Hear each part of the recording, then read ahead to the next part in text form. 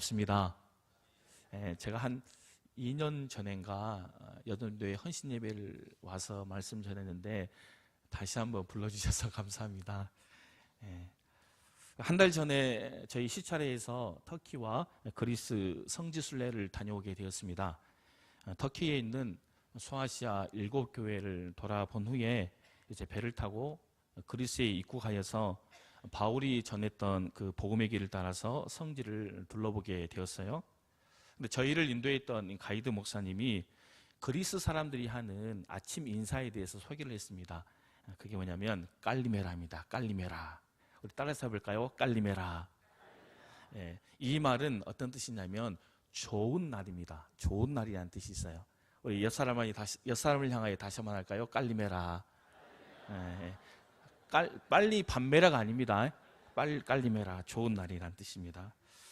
깔리메라. 여러분의 삶 가운데, 여러분의 가정 가운데, 이 교회 가운데 날마다 좋은 일만 일어나시기를 주의 이름으로 축복합니다. 이 세상에 존재하는 모든 것들은 나름대로 기능이 다 있습니다. 제가 오늘 설교하는 이 강단에 있는 마이크는 제 목소리를 확장시켜서 여러분들이 소리를 편하게 들을 수 있어요. 만약에 이 마이크가 없다면 제 생수를 듣지 않겠습니까? 그러면 듣기 참 거부갈 거예요. 그렇지만 이 마이크가 있기 때문에 편하게 듣는 거죠.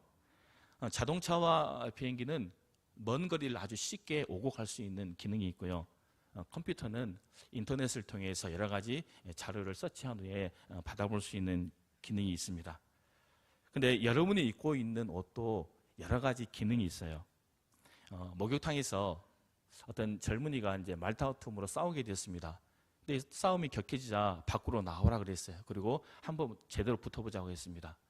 근데 옷을 입었는데 한 사람은 장교였고 한 사람은 사병이었습니다.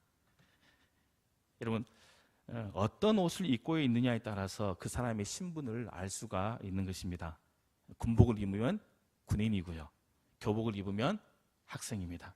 흰 가운을 입으면 의사나 간호사 둘 중에 하나입니다. 호러 무비에 나오는 하얀 서복을 입은 여인이 아닙니다. 근데 여러분, 옷은요 사람의 신분만 나타내는 것이 아니에요. 민족이나 나라를 상징할 때 옷을 표현을 하기도 합니다.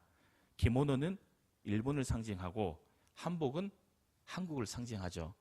치파오는 중국을 상징하고 아오자이는 베트남을 상징합니다. 그런데 이것만 아닙니다. 때로는 우리가 입은 옷이 은유적으로 쓰일 때도 있어요. 정치인이나 사가가 야, 나 옷 벗었다 하면 어떤 뜻이 있습니까? 실제로 그 사람이 옷을 벗은 것이 아니고 그 사람의 신분이나 역할이 다 끝났다는 것을 의미하고 있는 거죠.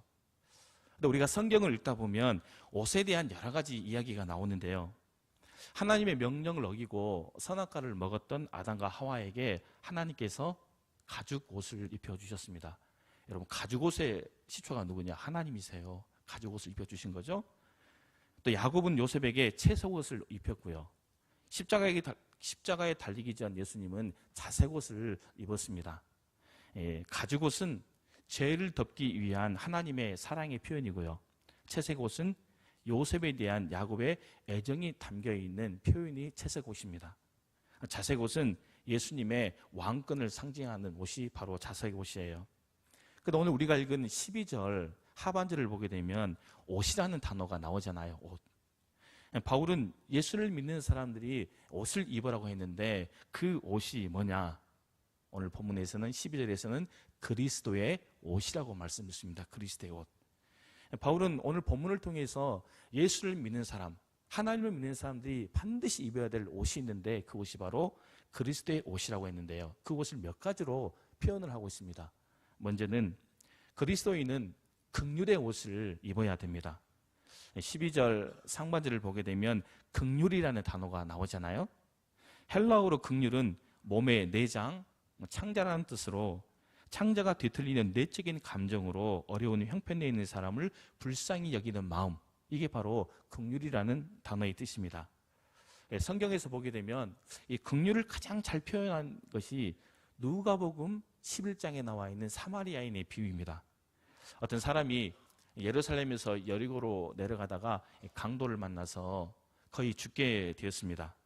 강도들이 옷을 벗기고 아주 이제 더 이상 살지 못하게 만든 거죠. 이때 세 부류의 사람이 지나가잖아요. 제사장이 지나가다 강도 만난 사람을 봤지만 그냥 피해버렸어요. 그리고 레위인도 그를 보고 아무런 도움을 주지 않고 지나가게 되었습니다. 이때 사마리아 사람이 이 강도 만난 사람을 보고 그냥 지나가지 않았어요. 기름과 포도주로 상처를 싸매어 주었고 치료한 후에 주막으로 데리고 갑니다. 그리고 비용을 지불하면서 이 사람이 완전히 치유될 때까지 더 보살펴 달라고 했습니다. 이 사마리아 사람의 행동이 뭐냐? 그게 바로 오늘 본문에서 나오는 긍휼의 마음입니다. 우리 삶 속에서 긍휼을 베푼다는 그 의미가 무엇이 있을까요? 우리가 긍휼을 베푼다는 것은 여러 가지가 있겠지만 그 중에 한 가지가 뭐냐면 공감하는 것입니다. 공감. 여러분, 이 공감이 뭘까요? 공감이라는 것은 내 입장이 아닌 상대방의 입장에서 말하고 행동하는 것이 바로 이 공감입니다.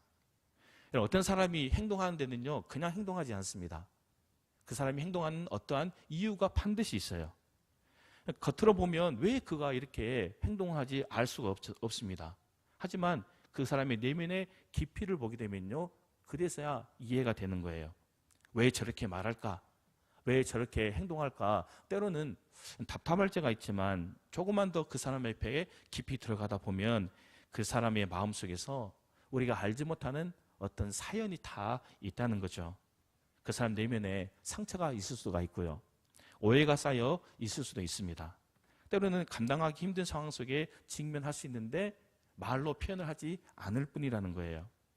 그래서 우리가 해야 될 것은 겉으로 드러난 행동만 보고 그 사람들을 판단하는 것이 아니고 왜 저럴까? 그 사람의 내면 속을 한 번 더 생각하는 것, 그 사람을 이해하는 것, 이게 바로 공감입니다. 그래서 그 사람이 그렇게 행동하는 그 이유를 알게 되는 순간 정죄하려던 마음이요 풀어지고 비난하려던 마음이 사라지게 됩니다. 그리고 그 상대방을 향하여서 긍휼의 마음, 불쌍한 마음이 비로소 생기게 되는 거예요. 또한 이 긍휼은 불쌍히 여기는 감정이 아니라는 거예요. 상대방의 입장에서 생각하고 그 사람의 마음을 이해하려는 그 태도에서부터 긍휼이 시작되는 것입니다. 여러분, 예수님을 보십시오. 예수님은 사람들이 보실 때 겉으로 드러난 모습만 보지 않았습니다. 죄인이라고 손가락받던 사람들 속에서 그들의 아픔 속에 함께 공감을 하셨던 분이 예수님의 사역의 특징이었어요. 이해가 안 되는 사람을 만날 때마다 여러분 비판하지 말고 한 번 더 그 사람의 내면 세계까지 깊이 들어가는 믿음의 사람이 되시기 바랍니다. 저 사람에게는 어떤 사정이 있었을까? 제가 왜 그렇게 행동하는 걸까? 이 질문이 시작되는 순간 우리 안에서 긍휼의 씨앗이 자라나기 시작하는 것입니다. 긍휼을 베풀으면요, 긍휼을 내가 베풀게 되면 어려움을 처할 때 내가 그 긍휼을 받게 되는 거예요. 예수님께서 산상순에서 이렇게 말씀하셨습니다. 긍휼히 여기는 자는 복이 있나니 저희가 긍휼히 여김을 받을 것이라고 말씀하셨어요. 어느 무더운 여름날 미국에 있는 메릴랜드 마을에서 남루한 옷장을 입은 아르바이트 학생이 있었습니다. 이 책을 판매하는 이 청년이 더위와 굶주림에 지쳐 있었고요. 마을 입구에 있는 아주 허름한 집을 방문하게 되었습니다. 근데 소녀가 이 학생을 맞이한 후에 이렇게 이야기합니다. 미안하지만 우리 집은 너무나 가난해서 줄 것이 없다고 했고, 학생이 땀을 닦으면서 우유 한 잔을 부탁하게 되었습니다. 소녀는 주방에서 시원한 우유 2잔을 가져왔고, 우유잔을 비운 청년은 소녀의 친절의 감동을 느껴서 그제의 이름을 수첩에 적었습니다. 그러고 나서 20년 후에 메릴랜드 병원에서 한 중환자가 실려오기 시작했어요. 병원장 하워드 켈리 박사가 의사들 동원해서 이 환자를 살려냈는데 이제 문제가 생기게 됐습니다. 퇴원할 때 1만 달러가 넘는 청구서를 이 환자가 받게 되었던 거예요. 그런데 돈이 없는 것입니다. 그런데 이 청구서 뒤에 병원장의 메모가 적혀져 있었습니다. 내용은 이랬어요. 20년 전 저에게 대접한 우유 2잔의 치료비라고 적혀져 있었던 것입니다. 여러분, 우리가 긍휼을 베푼다는 것은요, 내가 마치 부메랑을 던지는 것과 똑같아요. 우리가 부메랑을 던지게 되면 그 부메랑이 멀리 갔다가 누구에게 오죠? 나에게 오는 것처럼 우리가 긍휼이 필요한 사람에게 그 긍휼을 베풀게 되면 내가 힘들고 어려울 때 내가 타인을 향해서 타인이 나에게 또 긍휼을 베풀어 주게 되는 것입니다. 그래서 그리스도의 옷을 입은 사람은요, 첫 번째로 무슨 옷을 입어야 돼요? 긍휼의 옷을 입는 사람이니 여러분의 손과 발, 몸으로 긍휼을 베푸는 믿음의 사람이 되시길 주의 이름으로 축복합니다. 두 번째, 자비의 옷을 입는 거예요. 12절에 나오는 이 자비는 헬라어로 관대함인데, 이 관대함이라는 것은 상대방에게 잘못이 있을지라도 사랑으로 대하는 태도가 바로 자비입니다. 근데 이 영어 성경에서는 이 자비를 어떻게 표현했냐면 kindness로 표현했어요. 친절이라고 번역을 하게 되었습니다. 여러분, 친절하다는 것은 누군가에게 다정하게 말해주고 상냥하게 대해주고 배려하는 것, 이게 친절이잖아요. 제가 이제 성지순례를 마치고 나서 이스탄불에서 이제 비행기를 타고 타게 되었습니다. 그런데 제 오른편에는 아내가 앉고 제 왼편에는 외국인 여성이 앉게 되었습니다. 비행기가 이루어간 지 1시간이 지나고 나서 무엇이 나온 줄 아세요? 기내식이 나옵니다. 기내식이 나오는데 기내식 종류가 뭐였냐면 비빔밥이었어요. 비빔밥. 그런데 제 옆에 앉은 외국인이 햇반이 나왔는데요. 햇반을 아무리 뜯으려고 해도 못 뜯는 거예요. 이렇게 하고 저렇게 해도 뜯지 못했습니다. 그래서 제가 그분에게 뭐라고 한 줄 아세요? May I help you? 그랬습니다. May I help you? 그리고 나서 그 햇반을 받아들고 제가 햇반을 열어줬습니다. 근데 그분이 저에게요, 뭐라고 한 줄 아세요? 상상해 보세요. Thank you very much라고 했습니다. Thank you very much. 외국인은 일반적으로 상대방에게 감사를 표현할 때 그냥 Thank you, thank you 합니다. 감사합니다, 감사한데 진짜 도움을 받았을 때 감사할 때는 어떻게 하죠? Thank you very, very much라고 그렇게 이야기합니다. 하지만 이 성경에서 말하는 친절은 이 이상으로 한 걸음 더 나가는 거예요. 성경이 말하는 친절은 상대방에게 기분 좋게 대해주는 것이 아닙니다. 하나님이 보시는 시선으로 상대방을 보고 그 사람 안에서 하나님께서 주시는 소중한 가치를 발견하고 그 가치가 살아나도록 도와주는 것, 이게 바로 친절이라는 거예요. 대표적으로 누가복음 19장을 보게 되면 여러분이 잘 아는 삭개오의 이야기가 나옵니다. 삭개오는 세리장이었고 사람들에게 미움을 받고 있었기 때문에 항상 사람들을 의식하면서 사람들을 피해 다녔습니다. 이때 예수님이 삭개오가 살던 마을에 예수님께서 오신다는 소식을 들었고 삭개오가 어떻게 하죠? 예수를 보기 위해서 돌 무화과 나무 위로 올라갔습니다. 이때 예수님이 삭개오를 보고 나서 이렇게 얘기합니다. 삭개오야, 내려와라. 내가 오늘 너희 집에 유하여야 되겠다라고 그렇게 말씀했어요. 예수님은 죄인이라고 손가락질을 받던 그를 향해서 이렇게 생각했습니다. 넌 죄인이 아니다. 하나님께서 찾으시는 소중한 삶이라고 몸소 법원을 보여주셨던 것입니다. 이런 삭개오가 어떻게 되었죠? 예수를 만난 후에 잘못을 돌이키고 가난한 사람들에게 자기가 가지고 있는 재산을 다 나눠주고 살았습니다. 이것이 바로 친절이라는 거예요. 그래서 친절은 상대방을 있는 모습 그대로 받아주고 하나님께서 주신 가치를 발견하도록 변화되도록 돕는 게 이게 바로 친절입니다.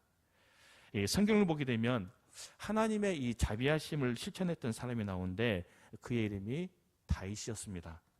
이때 다윗이 골리앗을 죽인 후에 10년이 넘는 세월을 사울에게 쫓겨다녔습니다.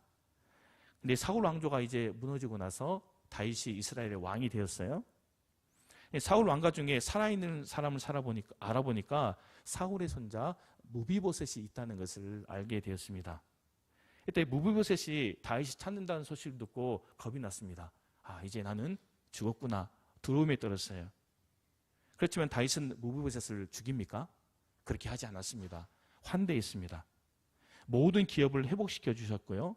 왕의 가족처럼 함께 지내는 특권까지 줬고 왕과 함께 식탁에 앉아서 먹고 마셨습니다.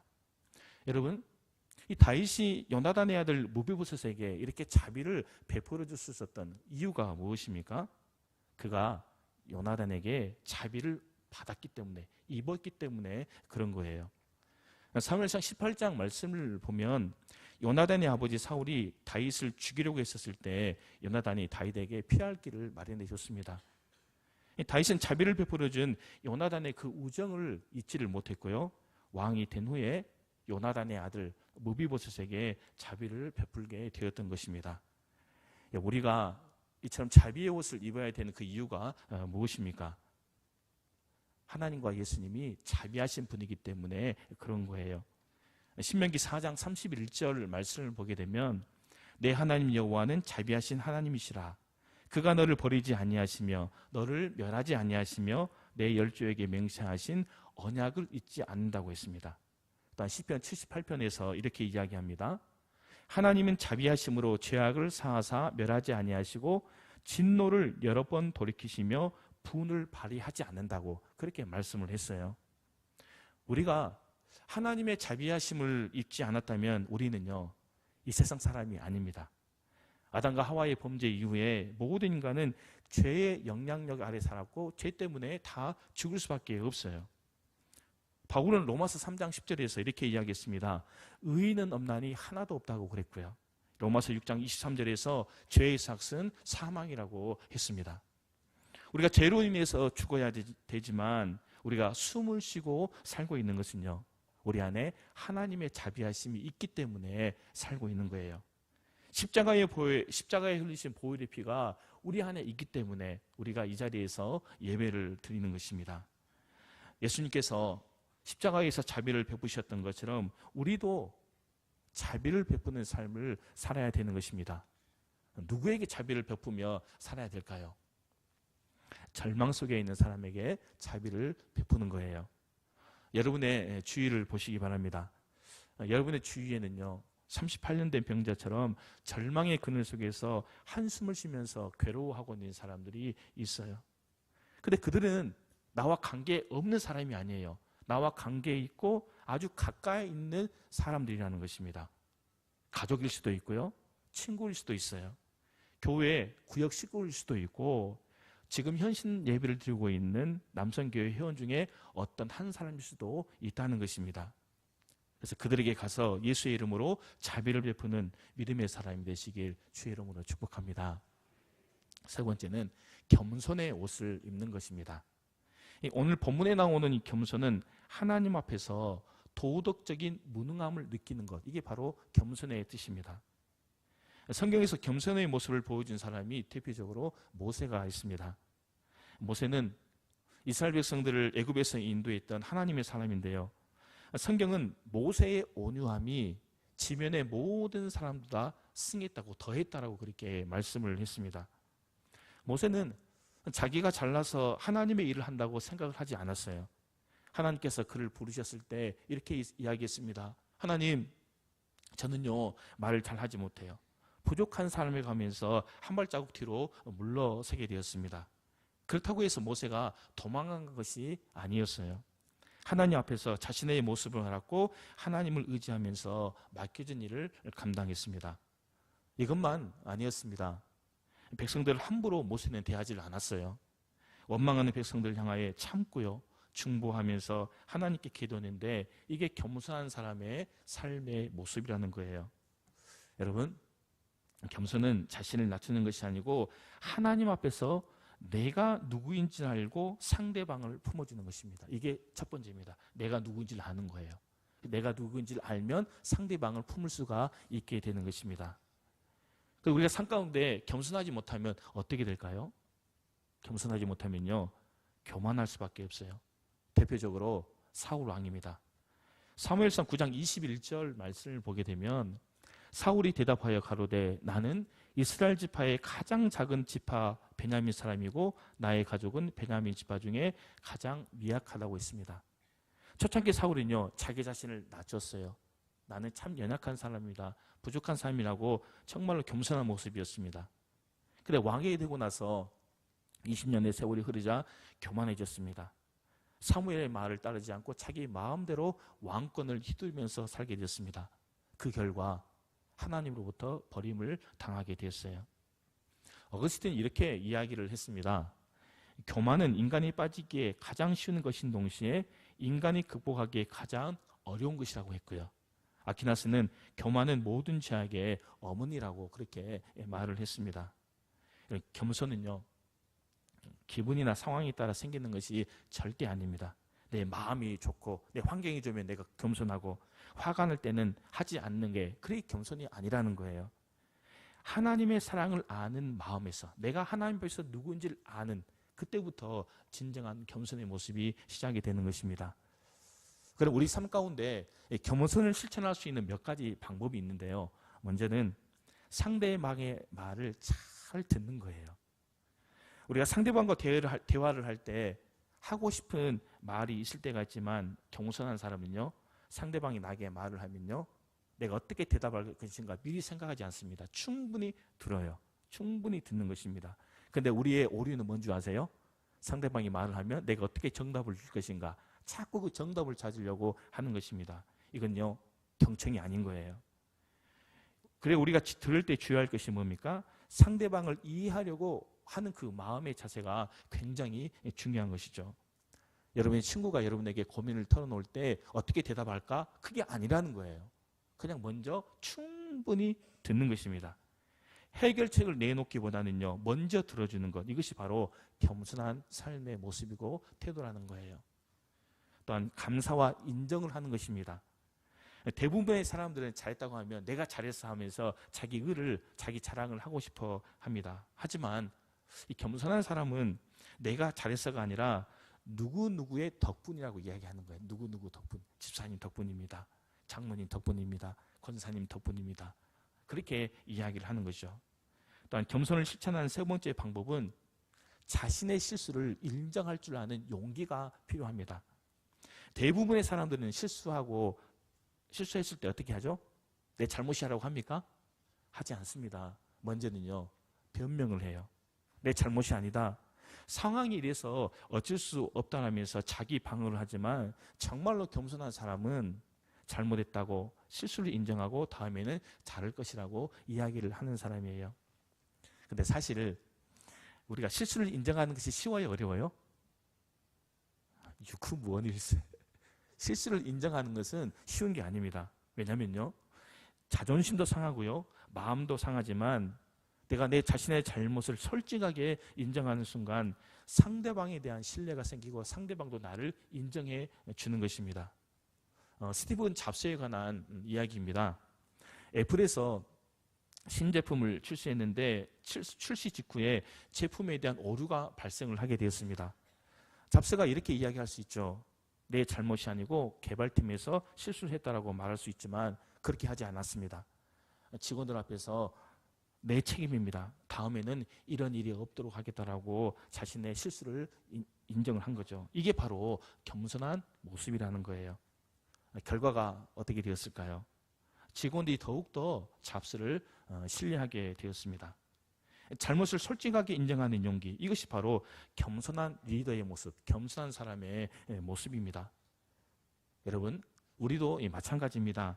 작은 실수 하나, 작은 잘못 하나를 인정하지 않고 넘어가면 그 순간은요, 나를 보호한 것 같지만 결국에는 신뢰와 관계를 잃어버리게 되는 거예요. 그럼 잡스처럼 때로는 솔직하게 인정하고 잘하려는 마음을 가지면 주변 사람들이 여러분들을 인정하고 존중하고 협력하게 되어 있습니다. 여러분, 겸손의 옷을 입는 믿음의 사람이 되시길 주의 이름으로 축복합니다. 네 번째, 인내의 옷을 입는 거예요. 본문에 나오는 오래 참음은 인내인데, 이 인내는 자신에게 잘못한 사람에 대해서 보복하지 않고 하나님의 판단을 기다리는 자세입니다. 사실 우리가 살고 있는 이 세상은 악과 부조리가 많은 세상입니다. 악인이 성공하고 형통하고 하나님의 백성들이 손해를 보고 억울한 일을 겪을 때가 종종 있습니다. 창세기 17장을 보게 되면 요셉의 이야기, 창세기를 보게 되면 요셉의 이야기가 나옵니다. 요셉은 17살 때 형들의 시기와 음모로 통해서 애굽의 종으로 팔리게 되었습니다. 자신의 의지와 상관없이 애굽에 종살이를 하면서 홀로 굉장히 어려운 시간을 보내게 되었어요. 보디발의 아내의 유혹을 피하려다가 오히려 감옥에 가게 됐습니다. 신앙을 지키다가 더 어려움에 직면하게 된 거죠.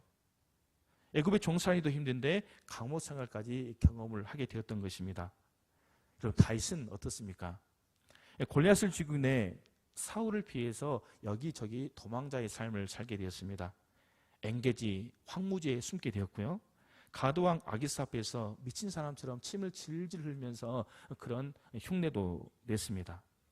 아들 압살롬이 쿠데타를 일으켰을 때 눈물을 머금고 도망자의 삶을 살았지만 다윗은요, 그들과 똑같이 반응한 것이 아니고 하나님 앞에서 참고 기다리며 인내한 시간을 가졌던 거예요. 여러분, 또 인내는요, 상대방에 대해서 참는 것도 있지만 또 나에 대해서 참는 시간도 인내가 필요합니다. 여러분, 큰 나무가 처음부터 큰 나무가 되는 것이 아닙니다. 싹이 나고 줄기가 나고 잎이 피고 오랜 시간이 지난 후에 큰 나무가 되는 것처럼 예수님의 피로 거듭난 순간 우리가 바로 예수님의 형상과 모습을 담는 삶이 아니에요. 십자가의 보혈로 구원받았음에도 불구하고 변화되지 못한 그 육신의 연약함을 모두 다 가지고 있습니다. 사실 저도 목사임에도 불구하고요, 제가 저를 볼 때 한심할 때가 없지 않아 있어요. 연약함이 다 있다는 거예요. 열받고요, 화나고 분노를 조절하지 못할 때가 있고, 가족이나 친구나 직장 동료들에게 함부로 이렇게 말을 할 때가 있습니다. 이 변화되지 못한 육신의 연약함이 나를 힘들게 하지만 변화될 모습을 바라보면서요, 하나님 앞에서 인내하는 우리의 모습, 나의 모습도 필요하다는 거예요. 터키와 그리스에는 올리브 나무가 참 많았습니다. 근데 올리브는 3년에서 5년 된 나무부터 이제 열매를 따기 시작하는데요. 근데 좋은 올리브는 약 한 500년 이상 된 나무에서 이제 열매를 거둔다고 합니다. 특별히 크레타 섬에서 재배하는 올리브는 500년 이상 된 나무에서 올리브유를 생산하기 때문에 다른 지역에 있는 올리브유보다 훨씬 더 질도 좋고 맛도 좋다고 해요. 오랜 세월 동안 수많은 비바람과 태풍을 맞아가면서 고목이 된 것처럼 여러분, 한 사람의 인격이 성장하고 성숙하는데요, 그냥 되지 않습니다. 많은 시간이 필요합니다. 그리고 그 시간 동안 사람이요, 깎이는 거예요. 내 자아가 무너지는 것입니다. 그러면서 하나님의 사람으로 점점점 다듬어 가는데 이게 짧은 시간에 되지 않고 오랜 시간이 필요한 것입니다. 바울은 오늘 본문을 통해서 그리스도인들이 입어야 될 옷에 대해서 말씀을 했습니다. 먼저 그리스도인은 긍휼의 옷을 입어야 되고 자비의 옷을 입어야 됩니다. 겸손의 옷을 입고 인내의 옷을 입어야 되는 거예요. 그런데 옷은요, 그냥 만들어지지 않습니다. 우리가 옷을 만들 때 재단을 자르고 재단과 재단 사이를 뭘로 잇죠? 실로 잇습니다. 우리가 긍휼의 옷과 자비의 옷, 겸손의 옷과 인내의 옷은요, 그냥 만들어지는 것이 아니라는 거예요. 재단과 재단 사이를 잇는 실이 있는데 그것이 뭔 줄 아세요? 13절부터 14절을 합독하겠습니다. 본을 저보지 말고 책 보세요. 13절과 14절입니다. 시작.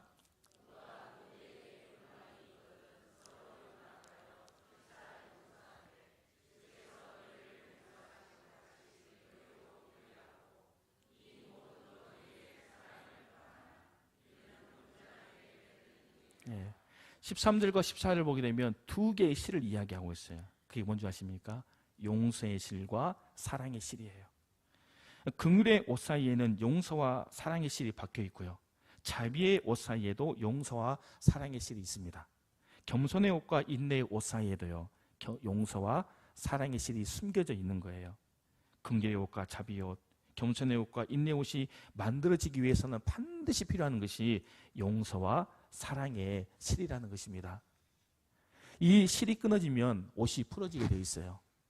용서가 끊어지면 긍휼이 무너지게 되어 있습니다. 사랑이 씹어지면 자비도 끊어지게 되어 있어요. 용서하지 못하면 인내할 수도 없고, 사랑하지 않으면 겸손할 수도 없는 것입니다. 여러분, 예수님께서 우리에게 주신 그 삶이 무엇이에요? 끝까지 용서하고 끝까지 사랑하셨습니다. 그분의 삶 자체가 긍휼의 옷이었고 자비의 옷이었고 인내의 옷이었다는 것이죠. 그래서 우리가 해야 할 일은요, 어떤 거창한 일이 아닌 것 같아요. 예수님의 마음을 품고 한 번 더 용서하는 것이고 조금 더 사랑하는 이 신라를 잘 가지는 것입니다. 용서와 사랑의 실을 잘 깨는 게 우리 삶 가운데 필요한 거죠. 우리가 옷집에 옷을 사러 가면 수백 벌의 옷이 있습니다. 근데 여러분, 모든 옷이 여러분에게 다 맞는 옷입니까? 아닙니다. 저도 아내를 따라서 옷을 사러 가면 저희 아내가요, 입었다 벗었다 벗었다 입었다 아주 수십 번 합니다. 근데 한 가게만 아니고 이 가게 가서 벗고 입고, 저 가게 가서 벗고 입고, 또 다른 가게 가서 벗고 입고, 하여튼 수없이 하더라고요. 그러다가 결국에는요, 어떻게 하는지 아세요? 자기 몸에 맞는 옷을 걸치게 됩니다. 잘 어울리는 옷을 찾게 되더라고요.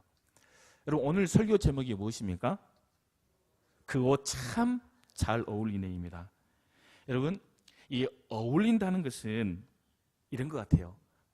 얼굴 스타일에 맞고, 피부색에 맞고, 몸의 등치에 맞고, 신발에 맞고, 모든 것이 조화와 균형을 이룰 때 잘 어울린다라고 그런 표현을 쓰게 됩니다. 근데 여러분, 나에게 잘 어울리는 옷을 입으면 나도 기분이 좋지만 상대방도 어떻습니까? 기분이 좋잖아요. 여러분, 우리가 예수의 옷을 입으면요, 내 기분도 좋고 내가 편하지만 예수 옷을 입은 나를 보는 상대방도 어때요? 기분이 좋은 거예요.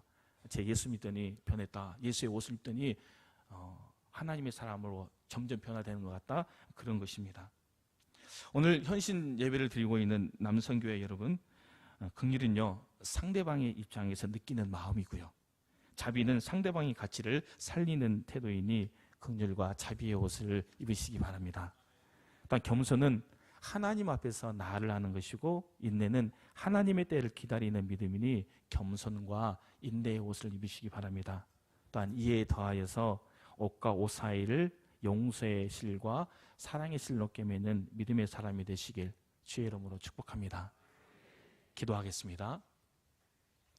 사랑과 은혜가 풍성하신 하나님 아버지, 오늘 말씀을 통해 어떤 옷을 입고 살아가야 할지 깨닫게 해주시니 감사합니다. 우리는 연약하여 긍휼보다는 판단이 앞서고, 자비보다는 냉담함이 앞서며, 겸손보다는 교만이 자리 잡고, 인내하지 못하고 쉽게 무너질 때가 많습니다. 우리의 부족함을 불쌍히 여겨주시고 우리의 마음에 긍휼의 옷을 입혀주셔서 다른 사람을 정죄하기보다 이해하게 하시고 그들의 아픔을 함께 느끼는 마음을 주시옵소서. 자비의 옷을 입혀주셔서 상대방의 잘못을 넘어서 하나님의 시선으로 바라보게 하시고 그 안에 있는 소중한 가치를 발견하게 하여 주시옵소서.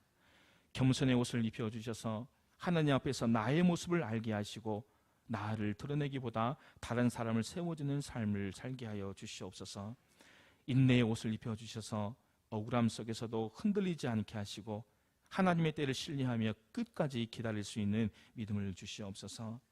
우리의 삶 가운데 용서와 사랑의 실이 끊어지지 않게 하여 주시옵소서. 용서하지 못했던 마음이 있다면 이 시간 내려놓게 하시고 식어버린 마음이 있다면 뜨거운 사랑으로 회복해 주시옵소서. 우리가 입는 그리스도의 옷이 우리의 삶에서 머무는 것이 아니고 가정과 교회와 삶의 자리에서 드러나게 하시며 우리의 모든 모습을 통해서 누군가가 위로를 얻고 소망을 발견하게 하여 주시옵소서. 예수님의 이름으로 기도합니다. 아멘.